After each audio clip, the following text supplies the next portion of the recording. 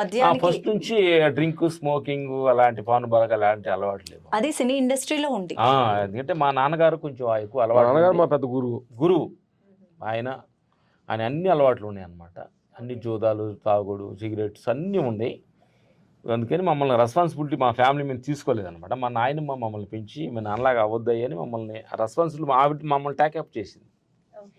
మా ఆ నాన్న ముద్దర్లు చిన్నప్పుడు దానివల్ల పేషెన్స్ అంటే పాపులోనే ఫేస్ చేసిన ముద్దర్లు ఉండేవి కదా, దాన్ని టచ్ చేయడానికి టచ్ చేసుకోవాలన్నమాట. అందుకని అందుకని మా నాన్నగారు గురువు అంటాం. మా ఫాదర్ మై గురువు. నిజంగా అంటే ఈరోజు ఆయన కరిగిపోతూ మమ్మల్ని మంచోళ్ళు చేశాడు. ఓకే. నిజంగా జనరల్ గా ఈ మాట ఏంటంటే తాను కోబొత్తిలా కరుగుతూ చెడిపోతూ అమ్మ అంటారు, కానీ మీకు అంటే రియల్ హీరో అంటే నాన్న అని చెప్తూ ఉంటారు.